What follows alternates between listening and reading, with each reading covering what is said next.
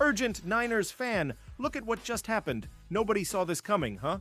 But first, make sure to subscribe to the channel because we bring you daily videos with the latest Niners news, and don't forget to turn on notifications so you don't miss anything. John Lynch potentially hints who 49ers want at number 11. John Lynch may have hinted at his pre-draft press conference who the 49ers want with the 11th pick. It's tough to discern which player the 49ers want or will take when they make their pick at number 11 in the NFL draft. There are multiple directions they can go in. However, at his pre-draft press conference, General Manager John Lynch potentially hints at who the 49ers want with pick number 11. Pausing this news just to say that if you want YouTube to keep recommending the latest Niners news to you, it's very important that you leave a like on this video. Thanks. Now let's get back to the news. 49ers could soon acquire former first-round pick in blockbuster deal with Giants. The San Francisco 49ers could rebound to become Super Bowl contenders again in 2025, but they'll need a lot of things to break right. After a mass exodus of talent, in free agency, the 49ers have a surprising number of positions still unsolved. Come Thursday, they'll be choosing between offensive line, secondary, and defensive end as first-round draft targets. The 49ers made a surprise move when they cut edge rusher Leonard Floyd on the heels of his 8 sacks last season. They may have been angling to sign Joey Bosa instead, but that plan was nixed when Bosa went to the Buffalo Bills. Does that mean the 49ers have to draft a defensive end? Not so, according to one NFL writer. On Wednesday, Bleacher Report's Brad Gagnon named the 49ers as a trade fit for New York Giants edge rusher Kayvon Thibodeau, the number 5 pick in the 2022 draft class who is entering the final year of his rookie contract. The 49ers need a replacement for departed veteran Leonard Floyd opposite Nick Bosa, but they might miss out on the cream of the draft crop at the number 11 spot and may prefer to address another need like interior defensive line, offensive tackle or cornerback, Gagnon wrote. Fair compensation for Thibodeau, third round, pick 75th overall, which is easy to swallow because San Francisco has another third rounder, 2 fourth rounders, and 2 fifth rounders. The thought is that the Giants could trade Thibodeau after presumably deciding to draft Penn State star Abdul-Qadir with the 3rd overall pick. Thibodeau has never quite become the superstar many believed he could be as a draft prospect, but he's still only 24 and has an 5-sack season to his name in 2023.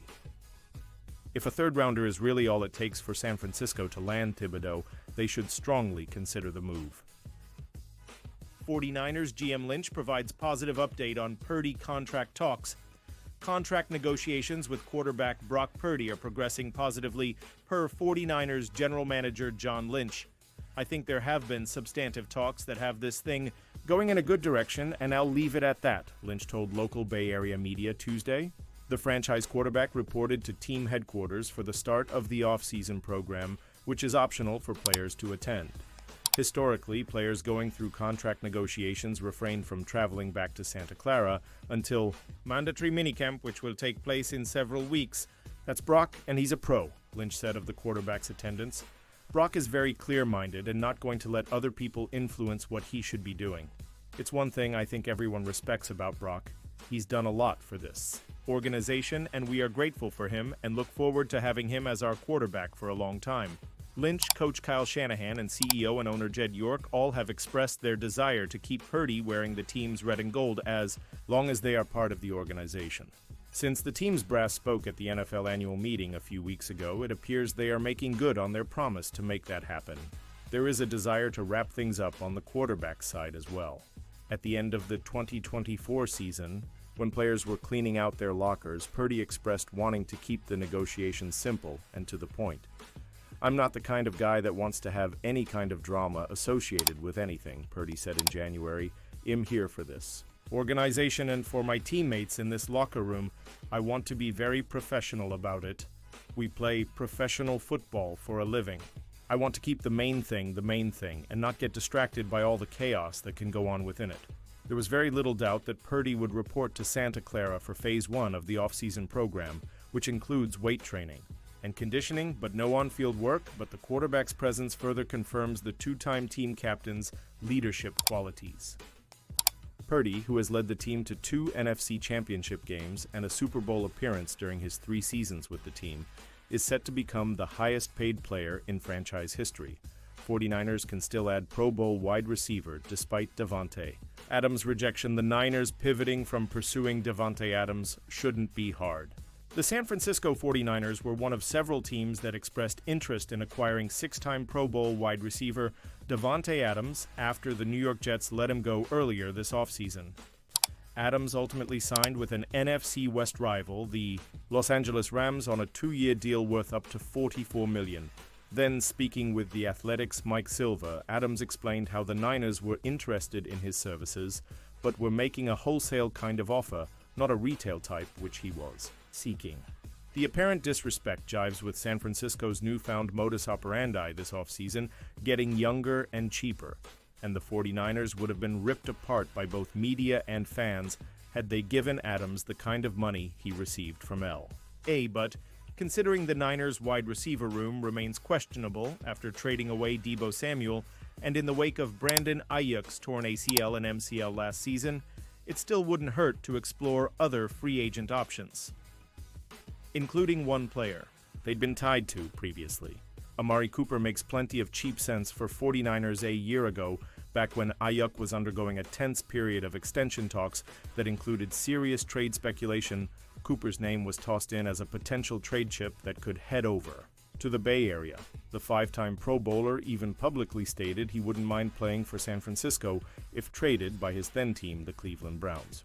Instead, he was traded to the Buffalo Bills in the middle of the 2024 season. Now a free agent who has 7 1,000-yard campaigns over his career, the soon-to-be 31-year-old is still seeking a new home. The 49ers should be interested, especially if they felt grabbing Adams would help, although it seems much likelier they'll wait until after the NFL draft and the subsequent dust to settle before making any serious offers. According to Spotrac, Cooper's market value is a shade below $19 million per season, but the longer the offseason moves along, the less likely it is he receives a deal in that range. Cooper might want to wait things out to see if a better deal arises, but it's certainly beneficial for the Niners to at least explore the possibility of another wholesale offer to the veteran if there's little other interest elsewhere. 49ers reportedly lowballed and insulted Devante Adams in free agency pitch. Apparently, the Niners' cost-savings efforts this offseason didn't go over well with Devante Adams.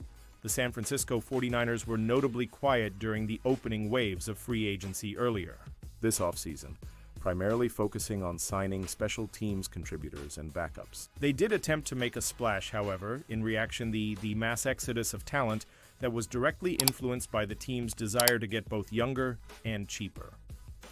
Veteran All-Pro wide receiver Devante Adams was on the Niners' radar, and he expressed some interest in heading back to the West Coast and potentially suiting up for the red and gold after a failed stint with the New York Jets last season.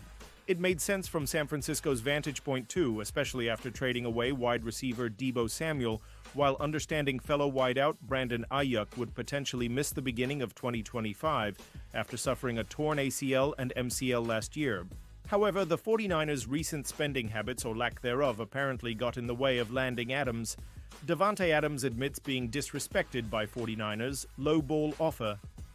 The 32-year-old six-time Pro Bowler ultimately signed with the Los Angeles Rams during the offseason and could easily become a thorn in the Niners' side twice in 2025 when the NFC West rivals square off against each other.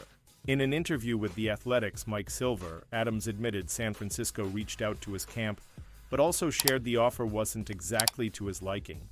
I was entertaining the Niners, but they were like, "We're paying wholesale, we ain't paying retail." I didn't talk to them, but that's what my agent told me like 5 times, that quote. And I was like, okay, well, I'm not a wholesale type dude. Adams subsequently signed a 2-year deal with LA for up to $44 million. The receiver also shared how Rams head coach Sean McVay called him during a vacation in Japan when Adams was awake at 3 a.m. local time to provide a sales pitch. Apparently, it worked. Combined with the 49ers' wholesale offer, Adams is in the NFC West, but for a rival team instead of with the Niners. John Lynch says the 49ers did not intend to disrespect Devante Adams. Apparently, the 49ers offended Devante Adams this offseason.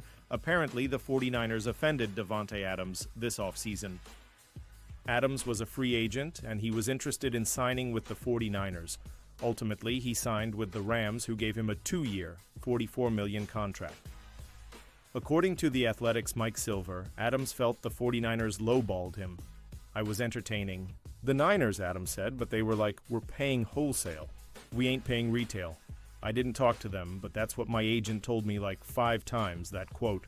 And I was like, okay, well, I'm not a wholesale type dude."